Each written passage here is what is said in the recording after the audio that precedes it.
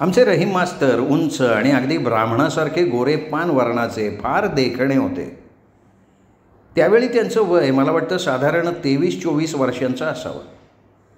तसे हे आमचे मास्तर नाकेडोळी रेखीव आणि भरगच्च काळ्याभोर केसांचे होते. ते नेहमी स्वच्छ धोतर, त्यावर पांढरा शुभ्र शर्ट घालत आणि आपल्या वासाच्या तेलानं माखलेल्या डोक्यावर तिरकी नेहरू टोपी घालत. त्यांच्या कानात अत्तराचा फाया आणि तोंडात सतत पान असे. या तरुण मास्तरांचे सरळ घट्ट दात सतत पान खाऊनसुद्धा फार छान होते. मास्तर आपल्या पायात कोल्हापुरी कर्र कर्र वाजणाऱ्या वाहनं घालून शिरगुप्पीवरून आपली सायकल दांबडत मांजरेवाडीला येत असत. त्यावेळी ते फक्त एकच तिथले शिक्षक असत. आता आमचे हे रहीम मास्तर आपल्या दाट केसांना मुद्दाम इतकं वासाचं तेल चोपडून कानात अत्तराचा फाया का घालत? तर कदाचित त्या वासामुळे वर्गात येणारे इतर वास त्यांच्या सुगंधित वासात बुडून जात असावेत, किंवा आम्हा मुलांना येणाऱ्या वेगवेगळ्या वासांवर त्यांनी हा सुवासिक वासाच्या तेलाचा तोडगा काढलेला असावा. असो, आमच्या स्वच्छ रहीम मास्तरांकडे पाहिल्यावर ते अगदी कोकणस्थ ब्राह्मण असावेत असं कुणालाही वाटलं असतं. त्यांची वाणीसुद्धा अगदी ब्राह्मणासारखी शुद्ध मराठी. ते आपल्या म्हाताऱ्या आईसह शिरगुप्पीला भाड्याच्या घरात राहत होते. ते कुठे राहतात हे माहीत करून घ्यायची कधी कोणाला आवश्यकता पडली नव्हती आणि त्यांनीही कधी कुणाला आपण कुठे राहतो हे सांगितलं नव्हतं. ते शिरगुप्पीहून सायकलनं येतात इतकंच सगळ्यांना माहिती होतं. तर ते कुठल्या मसणात राहतात याचं कोणाला काही सुतक सोयर पडलेलं नव्हतं. आणि जेव्हा ते पडलं तेव्हा फार मोठा घोटाळा झालेला होता. आता रहीम मास्तर रोज शिरगुप्पीनं मांजरीवाडी हे 6 मैलाचं अंतर सायकलवरनं तुडवत आमच्या शाळेत येत.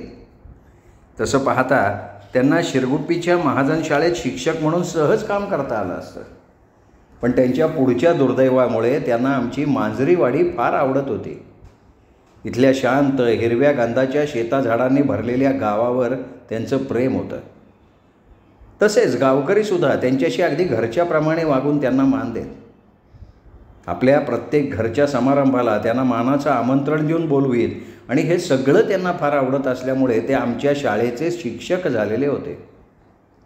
एकदा माझी आजी त्यांना म्हणालीसुद्धा, मास्तरांनो, तुम्ही रोज सायकलवरनं इथे येता तर मी दौलतीला सांगून तुमच्यासाठी एखादी खोली द्यायला सांगू का?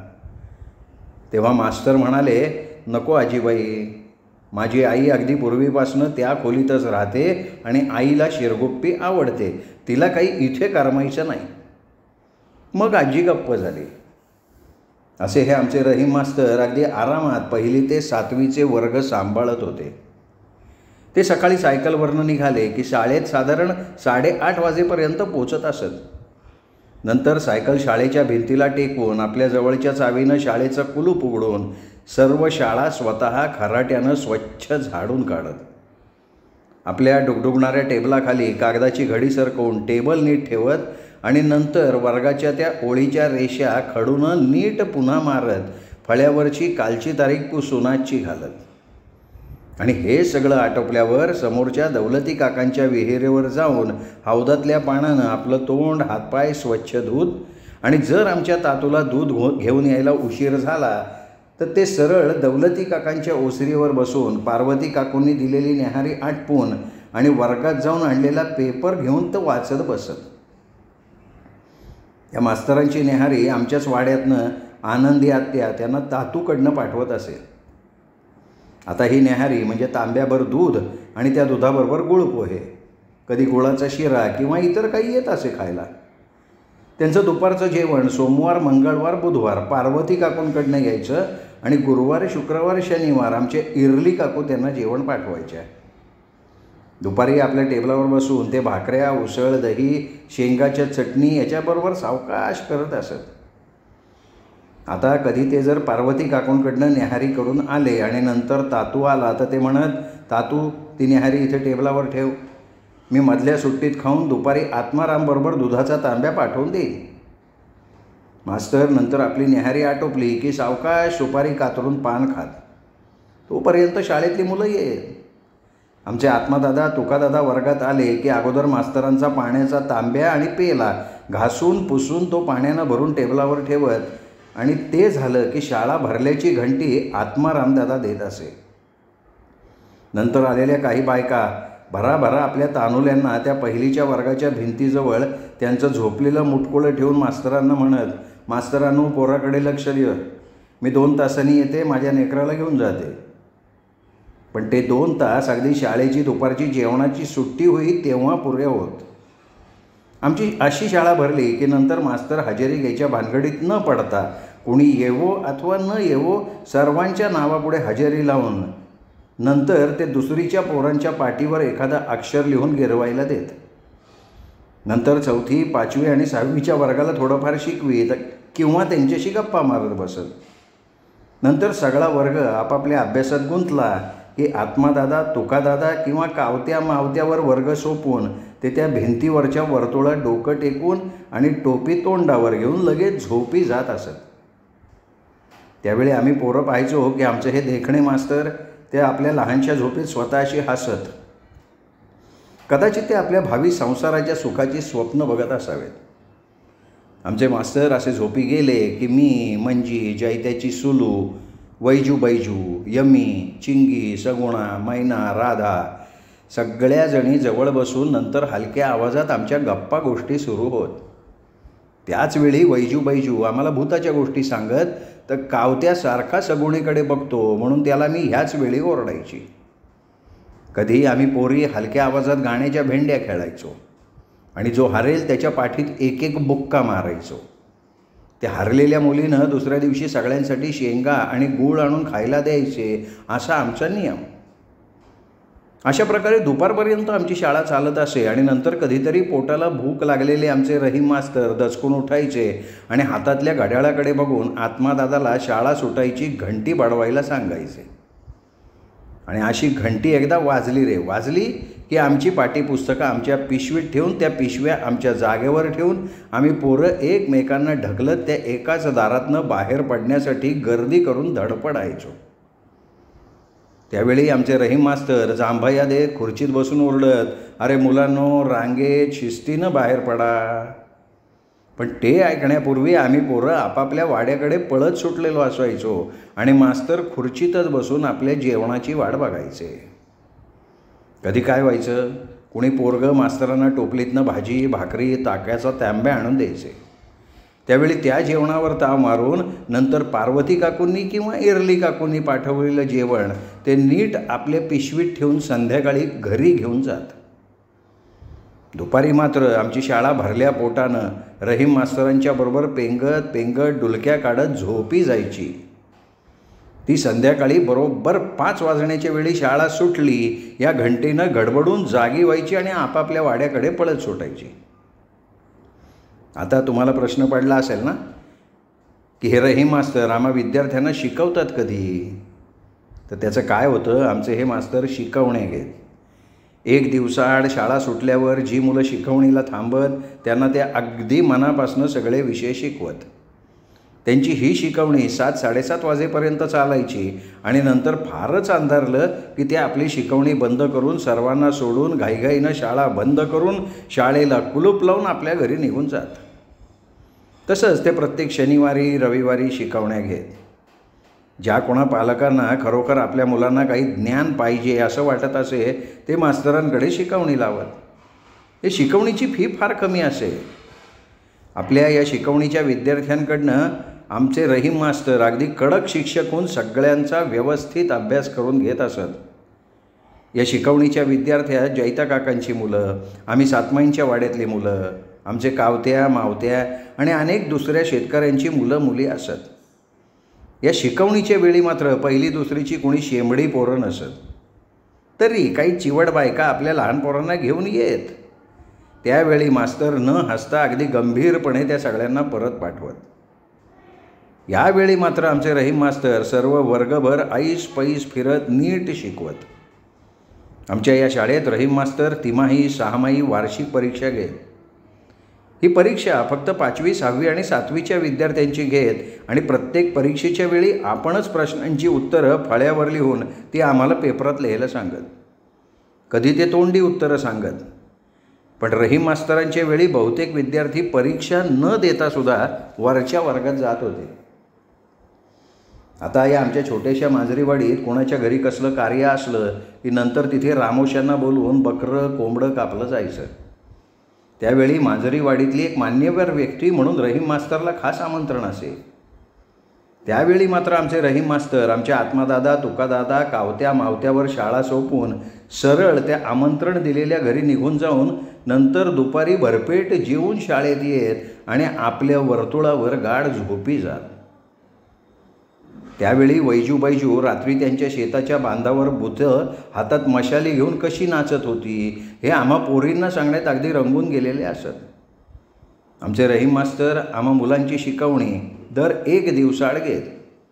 ज्या दिवशी ही शिकवणी नसे त्या दिवशी शाळा सुटली की आम्ही पोरं पिंजऱ्यात बंद असलेली पाखरं जसं कोणी त्या पिंजऱ्याचं दार उघडताच भुरकन उडून जातात का नाही तशा प्रकारे पळत सुटायचो आणि वाड्यात गेल्यावर काहीतरी खाऊन पुष्कळ वेळा आमच्या आत्मादादा तुकादादा कावत्या मावत्याच्या नेतृत्वाखाली आमची वानरसेना मसणवटीच्या बाजूला असलेल्या बाभळीच्या रानातल्या मारुत्या पाटलांच्या शेतावर धाड घाले आणि तिथल्या त्या मोठ्या शेतातल्या भुईमुगाच्या किंवा चवळीच्या तुरीच्या शेंगा रताळी गाजरं टमाटी ज्वारीची कोवळी कणसं जे काही म्हणून हाताला लागेल तो रानमेवा आम्ही माती झाडत तसाच तोंडात कोंबत असू. कधी कोवळ्या ऊसाची खाडी उपटून कचा खायचो. आता तुम्हाला वाटेल आम्ही पोरं त्या मारुत्या पाटलांच्याच शेतावर का धाड मारायचो तर त्याची एक गंमत होती. हे मारत्या काका होते ना हे अगदी आमच्या शाळा सुटायच्या वेळेला म्हणजे 5 वाजता आमच्या शाळेसमोरच्या दौलती काकांच्या शेताच्या बांधावरनं आपल्या बैलांना घेऊन घरी जाताना आम्ही रोज बघायचो. वास्तविक सगळी शेतकरी मंडळी माझे बाबा आणि काकासुद्धा दिवस बुडाल्यावर आपापल्या घराकडे निघत असत. पण या मारुती काकांचं नुकतंच लग्न झालं होतं आणि त्या नव्या नवलाईमुळे त्यांना घरी जायची विलक्षण घाई असे आणि त्यांचा हा रंगेलपणा आम्हा पोरांच्या पथ्यावर पडून त्यांच्या शेतात आम्ही पोरं जाऊन धुमाकूळ घालायचो. तसे हे मारत्या काका पूर्वी कधी नुसतं त्यांच्या शेताच्या बाजूनं आम्ही गेलो तरी हातात मातीचे ढेकळे घेऊन आमच्या अंगावर फेकायचे आणि ओरडायचे, च्या मारी पळा भूतांनो अगोदर इथून, माझ्या शेताच्या वाटेनं आलात ना तंगडी मोडून हातात देईन. मग आम्ही पोरंसुद्धा मारुत्या हुप तुझ्या शेपटीला तूप असं आपापसात ओरडत तिथनं पळून जायचो. आता आम्हाला या मारुत्या काकांच्या शेतात कधी जायला मिळायचं नाही. आता ते मारुत्या काकाचं शेत आम्हाला मोकळं मिळाल्यावर ती संधी आम्ही सोडणार होतो का? त्यात त्यांच्या मळ्यातले बारीक कांडेचे ऊस इतके गोड असत म्हणून सांगू. ती बारीक रताळीसुद्धा मक्याच्या दाण्याच्या दुधाची आठवण करून देत. मारुत्या काकाचं शेत एकदम मोठं. त्या शेताच्या बाजूला त्यांचा ऊसाचा मळा. आम्हा पोरांना आत्मादादानं बजावून सांगितलं होतं की मारुत्या काकाच्या शेतात शिरल्यावर काही काढताना अगदी खबरदारीनं बिलकुल संशय येणार नाही अशा पद्धतीनं त्या खाण्यावर धाड मारायची. ऊस उपटल्यावर खालची माती नीट करायची. जे काही खायचं आहे ते शेतापासून दूर नेऊन बकवायचं. मग आम्हीसुद्धा अगदी सावधगिरीनं त्या शेतावर धाड मारायचो. पण आमच्या दुर्दैवानं आमच्या वानर सेनेच्या टोळधाडीचा पत्ता या मारुत्या काकांना लागलाच होता आणि एकदा ते च्या मारी या सातमाईच्या पोरांची असं म्हणून आम्हाला शिव्या घालत आमच्या वाड्यावर हजर झाले. त्यावेळी ते माझ्या आजीशी आत्याशी भांडले आणि मग त्या रात्री आमच्या आजीनी आत्यानं आणि आमच्या आईवडिलांनी आमचे कान उपटले. आम्हा सगळ्या पोरांना तासभर गुडघे टेकण्याची शिक्षा शिवा काकांनी दिली होती. त्यानंतर आम्ही पोरं कधीही मारुत्या काकांच्या शेताच्या बाजूलासुद्धा फिरकलो नाही आणि फिरकणार तरी कसे हो, कारण आता ते मारुती काका ते मेले हातात दांडकं घेऊन रात्री कडूसं पडेपर्यंत आपल्या शेतात भूतासारखे फिरत राहत आणि त्यांच्या पत्नीच्या विरहाचा राग आम्ही त्यांना जरा दिसलो की शिव्या देऊन काढत. तसं या काकांचं शेत आम्हाला चरायला नंतर मिळालं नाही तरी बाकीच्या शेतकऱ्यांची शेतं होती की. आता एखाद्याच्या शेताच्या बांधावरनं चालायचं आणि कोणी नाही असं बघून पटकन खाली उतरायचं, 4 शेंगांची रोपटी उपटायची आणि पळून जायचं. तसंच आरा काकांच्या शेतातली टमाटी तिथं कधीही खायला होती. पण आम्ही पोरं दाजी काकांच्या शेताकडे मात्र चुकून कधी फिरकायचो नाही, कारण तो राक्षसासारखा परसूदादा तिथे सारखा फिरत असायचा. आता तुम्ही म्हणणार यारे पोरांनो, तुमची स्वतःची शेती एवढी मोठी असताना दुसऱ्याच्या शेतावर कशाला मारायला जायचा? तर त्याचं काय आहे, आपल्या हातचं राखायचं आणि दुसऱ्याचं खायचं हे आम्हाला माहिती होतं. म्हणजे आपला तो बाळ्या, दुसऱ्याचा ते कार्टं, या म्हणीप्रमाणे आमचंच नुकसान आम्ही कधी करायचो नाही.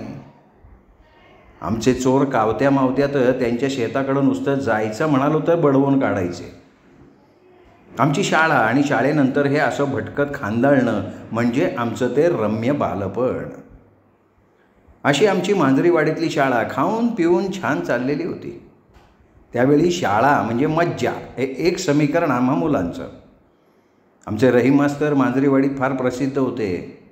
ते मुसलमान असले तरी आमच्या गावातल्या प्रत्येक धार्मिक कार्याला, सणावाराला आवर्जून येत आणि जणू काही आपल्या घरचंच कार्य आहे असं समजून तिथल्या प्रत्येक कामात ते आपल्या परीनं मदत करत. तसंच कुठलाही देव असू दे, ते भक्तिभावानं त्या देवाला नमस्कार करत. कधी गावात कीर्तनाचा, भजनाचा कार्यक्रम असला तर ते थांबत असत. आमच्या गावानंही ते मुसलमान आहेत म्हणून कधी त्यांच्याबरोबर भेदभाव केला नव्हता आणि मास्तरसुद्धा कधी तसं वागले नव्हते. खरंच सांगते, आमचे रहीम मास्तर फार चांगले स्वभावाचे, आमच्या गावाच्या फार जवळचे. तरीही माझ्या आजीनं त्यांना कधी गाव बैठकीला बोलवलं नव्हतं, कारण तिचं म्हणणं होतं गाव बैठक ही फक्त गावाची असते, त्यात परक्याला स्थान नाही. आणि असं म्हणणारी आणि वागणारी माझी आजी बाकीच्या कुठल्या कार्यात मास्तरांना आवर्जून बोलवायची. आमचे मास्तर गावच्या कुठल्याही अडीअडचणीला धावून जाऊन मदत करत. आमच्या आजीला आणि सातमाईंना ते फार मानत. मांजरीवाडीतले आम्ही गावकरी जेव्हा आमच्या बैलगाड्या घेऊन कोल्हापूरच्या आंबेच्या जत्रेला निघायचो त्यावेळी आमचे रहीम मास्तर आपल्या म्हाताऱ्या आईला घेऊन यायचे. आमच्या आजीच्या बैलगाडीत आपल्या आईला बसवायचे आणि नंतर ते स्वतः कोणाच्याही बैलगाडीत बसून जत्रेला येत. सर्वांबरोबर खात पीत आणि आपल्या आईसह अंबाबाईच्या मंदिरात जाऊन नारळ फोडून प्रसाद घेऊन येत. आमच्या आबा पाटलांचा वाडा त्यांना फार आवडत असे. जत्रेच्या वेळी त्यांच्या वाड्यात राहणाऱ्या आमच्या रहीम मास्तरांना आबा आणि बाकीच्या मंडळींबरोबर पहिल्या पंक्तीत बसण्याचा मान दिला जात असे आणि त्यांना त्या मानाची फार अपूर्वाई. मला अनेक वेळा आभाळ काळोखानं भरून पावसाच्या सरी कोसळायला लागल्या की ते रडणारं आभाळ बघून आमचे रहीम मास्तरच आठवतात. पावसाळ्यात ते आम्हा मुलांना बाहेर पडणाऱ्या पावसाकडे बघून सांगत असत की मुलांनो, तुम्ही मोठे होऊन कदाचित दूर निघून जाल, पण आपल्या घराला, या मातीला, आपल्या घराच्या अंगणाला कधीच विसरू नका. आमचे हे मास्तर फार भावनाप्रधान होते. कधी ते आम्हाला सांगत, मुलांनो, प्रत्येकाचं आयुष्य फार मोलाचं असून ते फार अल्प देखील असतं, म्हणून प्रत्येक क्षण काहीतरी सत्कार्य करण्यात घालवावा. नंतर ते हसत हसत आत्मादादा, तुकादादा, कावत्या मावत्याकडे बघून म्हणत, पण पोरांनो, कुणाच्या शेतात जाऊन चोरून काही काण्याचं सत्कृत्य करायचं नाही बरं का. तेव्हा सगळा वर्ग त्या चौघांकडे बघून हसत असे. अशा ह्या चांगल्या रहीम मास्तरांनी आपल्या शिक्षकाच्या पवित्र नावाला एक फार मोठा कलंक लावला. एका ऐन मोहाच्या क्षणी त्यांना स्वतःला सावरता आलं नव्हतं. त्या मोहाच्या क्षणाची फार मोठी किंमत त्यांना मोजावी लागली. ह्या मास्तरांमुळे आमचे फार चांगले आरा काका नेहमीला आजीला म्हणणारे, आई मी फार सुखात आहे, तेच माणसातनं उठले होते. आणि रहीम मास्तर आमच्या मुलांच्या आयुष्यातून कायमचे निघून गेले होते. कधी असाच पाऊस पडत असताना मी आमच्या शाळेच्या त्या छोट्या खिडकीतून दूरवर पसरलेल्या ओल्या शेताकडे बघताना मला आमच्या रहीम मास्तरांची फार आठवण येऊन माझे डोळे अश्रूंनी भरून वाहत. त्या क्षणी मला जाणवत असे, आपल्या जीवनातली काही तत्त्व आपण स्वतः सांभाळायची असतात. जर आपण ती सांभाळली नाही तर त्याचं फार मोठं मूल्य आपल्याला चुकतं करावं लागतं. आमच्या या रहीम मास्तरांनी ती तत्त्व स्वतःच सांभाळली नाहीत आणि नंतर त्याचं फार मोठं मूल्य त्यांना चुकवावं लागलं होतं. मला आजसुद्धा त्या सगळ्या दुःखद आठवणी आठवतात. त्या सगळ्या दुःखद आठवणींमुळे आमचं स्वच्छंदी बालपण एखाद्या समुद्र किनाऱ्यावर बांधलेल्या वाळूच्या किल्ल्याप्रमाणे लाटांच्या तडाख्यानं उद्ध्वस्त झालं होतं आणि त्या वाळूच्या कोसळलेल्या किल्ल्याच्या ओल्या आठवणी मात्र हृदयाच्या खोल कप्प्यात लपून बसल्या होत्या. माझं स्पष्ट मत आहे, कुणाच्याही बालपणी असल्या दुःखद घटना घडू नयेत, कारण त्या मग आयुष्यभर मनाच्या सांधीकोपऱ्यात घर करून आपल्या आयुष्यात सलत राहतात, आपलं उर्वरित आयुष्य ढवळून टाकतात. आणि हा माझा स्वतःचा अनुभव आहे. माझ्या लहानपणी माझ्या एका जिवलग मैत्रिणीचा अचानक मृत्यू झाला होता. त्यावेळी त्या लहान वयात मी ते प्रथमच मृत्यूचं इतक्या जवळून दर्शन घेतलं होतं, ते आज तागायत माझ्या मनात रेंगाळत आहे. तुम्हालाही अनुभव आला असेल की आपण आपल्या शालेय जीवनातल्या आठवणी कधी विसरत नाही. माझ्या आयुष्यात एक फार दुर्मिळ घटना अशी आहे. मी 7वीत असताना माझ्या वर्गशिक्षिका माया काणेकर या अत्यंत देखण्या ब्राह्मण शिक्षिका माझ्या आयुष्यात आल्या होत्या. का कोणास ठाऊक, त्यांना मी फार आवडायचे. त्या आमच्या मराठी आणि संस्कृतच्या शिक्षिका. त्यांना माझे निबंध, धड्यातली प्रश्न उत्तरं हे सगळंच आवडत असे. कधी मी दांडी मारली की त्या वर्गात एक धडाही शिकवत नसत.